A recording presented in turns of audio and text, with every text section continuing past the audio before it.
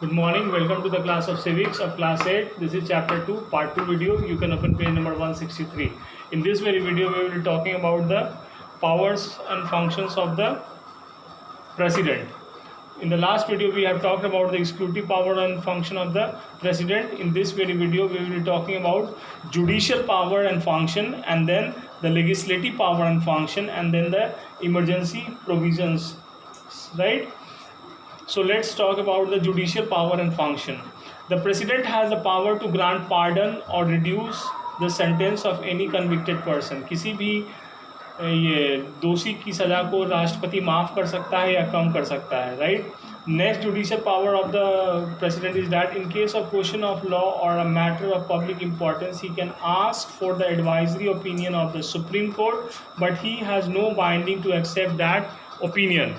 जबकि चूँकि राष्ट्रपति ये ज़रूरी नहीं है कि वो कानून का जानकार हो ही हो, तो इसलिए अगर राष्ट्रपति को किसी मामले में कानूनी सहायता की ज़रूरत पड़ती है तो वो सुप्रीम कोर्ट से कानूनी सहायता मांग सकता है, बट ये बाइंडिंग नहीं है कि वो उस कानूनी सहायता को कानूनी सलाह को मानने के लिए राष्ट्रपति बाध्य हो ही हो। इसलिए राष्ट्रपति जो है जुडिशियल पावर के अंतर्गत उसको दो तरह की शक्तियाँ दी गई हैं। पहला कि वो किसी भी कन्विक्ट के किसी भी दोषी की सज़ा को माफ़ कर सकता है या कम कर सकता है, और सुप्रीम कोर्ट से किसी भी लॉ के क्वेश्चन पे सलाह मांग सकता है, लेकिन सलाह मानने के लिए वो बाध्य नहीं है। This comes under the judicial power and function of the president. Next is legislative powers and function. President summons and produce the session of both house of the parliament. किसी भी सदन की शुरुआत जो होती है राष्ट्रपति के भाषण से होती है, और राष्ट्रपति ही किसी सदन के समाप्ति की घोषणा करता है। He inaugurates the parliament by addressing after the general election and at the beginning of the first session of the every year. Parliament के सेशन की शुरुआत राष्ट्रपति ही करता है, और हर एक साल के जो पहला सेशन होता है उसका शुरुआत राष्ट्रपति के अभिभाषण से होता है। This comes under the legislative powers of the president, right? Next, no bill can become a law without the assent of the president. जब तक किसी बिल पे राष्ट्रपति का हस्ताक्षर नहीं होता वो बिल ही रहता है। जैसे ही हस्ताक्षर हो जाता है that bill becomes a law. तो बिल को लॉ बनने के लिए राष्ट्रपति का हस्ताक्षर होना जरूरी है। जब तक बिल पे हस्ताक्षर नहीं होगा वो बिल ही रहेगा, हस्ताक्षर होते ही बिल लॉ में कन्वर्ट हो जाएगा, वो कानून बन जाएगा। No money bill can be introduced in Lok Sabha without the recommendation of the president. कोई भी मनी बिल बिना राष्ट्रपति के प्रायर परमिशन के लोकसभा में इंट्रोड्यूस नहीं किया जा सकता। बिना प्रायर परमिशन के राष्ट्रपति के पूर्व अनुमति के कोई भी मनी बिल लोकसभा में इंट्रोड्यूस नहीं किया जा सकता। ये भी एक चीज़ आप लोग जान लीजिए कि मनी बिल जब भी इंट्रोड्यूस होता है तो लोकसभा में ही इंट्रोड्यूस होता है। Next is emergency provisions. तो इमरजेंसी प्रोविजन की जब बात की जाती है, if the president after receiving a written communication of the cabinet decision is satisfied that a grave emergency exist in resist and the security of India or any part of the territory is threatened by war, external aggression or armed rebellion, he may declare emergency for the whole or the part thereof। जब भी राष्ट्रपति को लिखित में council of minister cabinet minister ये लिखित दे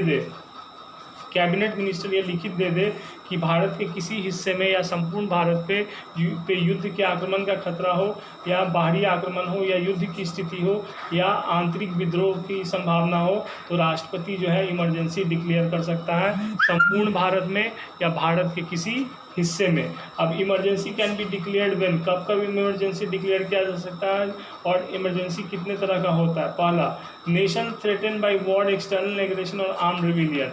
national emergency इसको कहते हैं जब किसी बाहरी आक्रमण, युद्ध और आर्म्ड रिबेलियन का खतरा हो तो नेशनल इमरजेंसी इम्पोज किया जाता है। Next is financial emergency. Financial stability is threaten, जब देश का फाइनेंस खतरे में हो, जब देश के पास इतना संसाधन नहीं हो कि वो अपनी आय और व्यय को संचालित कर सके, तो उस समय फाइनेंशियल इमरजेंसी लगाई जाती है। देश में अभी तक एक बार भी फाइनेंशियल इमरजेंसी नहीं लगाई गई है। हो सकता है कोविड-19 के समय में लगा दी जाए, ये संभावना है, लेकिन अभी तक लगाई नहीं गई है, right. The constitutional machinery of a particular state breaks down this termed as president rule.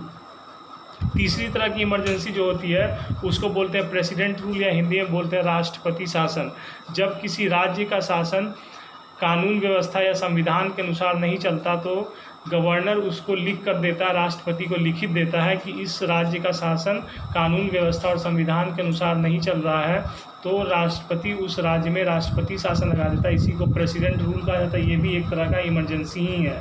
तो ये गवर्नर के लिखित इस पे रिकमेंडेशन पे भी प्रेसिडेंट रूल लगाया जाता है, या राष्ट्रपति को खुद भी ऐसा महसूस हो कि उस स्टेट में ऐसी स्थिति आ गई है कि कानून व्यवस्था संविधान के अनुसार नहीं चल रही, तो राष्ट्रपति खुद भी प्रेसिडेंट रूल उस स्टेट में लगा सकता है। Being the constitutional head, the president exercises his power to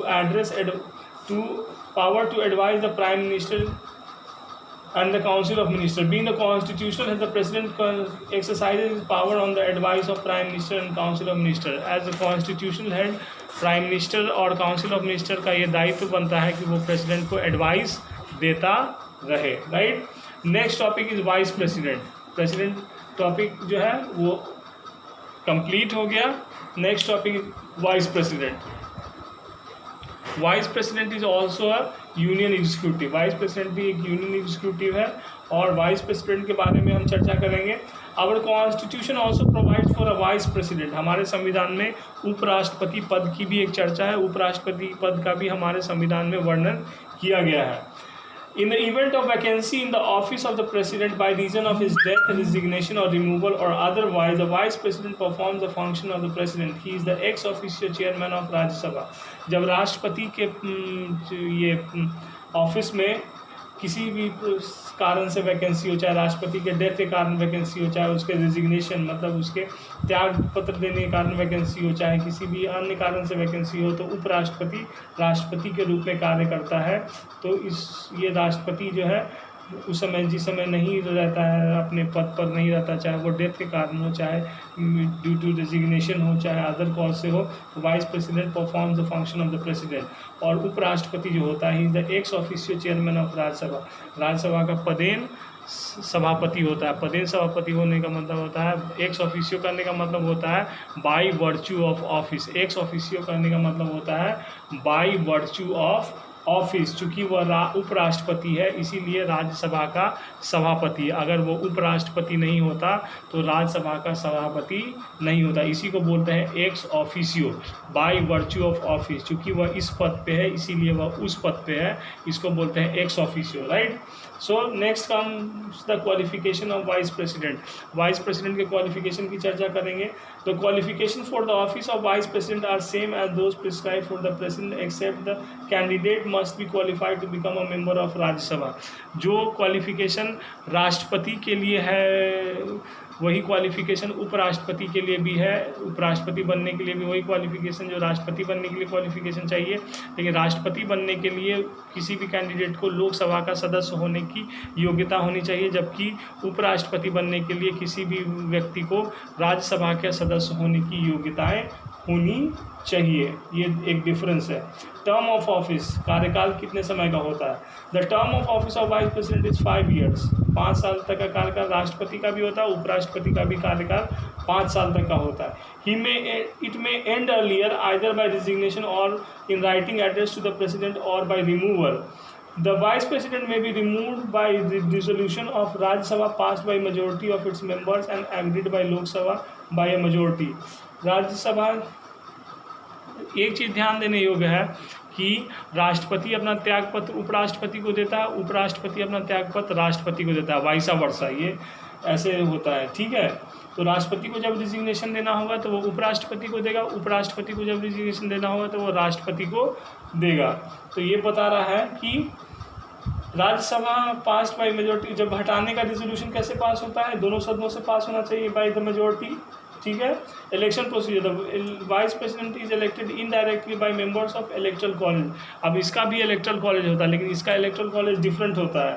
that comprises the members of both house of the parliament through the system of proportional representation by means of single transferable vote। the voting shall be by secret ballot। इसमें भी वही procedure होता है जो राष्ट्रपति में होता है, लेकिन इसमें जो इलेक्टोरल कॉलेज होता है उसमें MLAs नहीं होते हैं, केवल MPs होते हैं।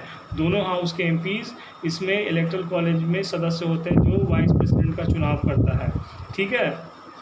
और ये चुनाव होता है proportional representation by means of single transferable vote, और ये इनडायरेक्ट इलेक्शन के थ्रू होता है। ये डायरेक्ट ये प्रोपोर्शनल रिप्रेजेंटेशन के थ्रू होता है by single transfer of vote, और voting is done by secret ballot, secret ballot के थ्रू होता है, राइट।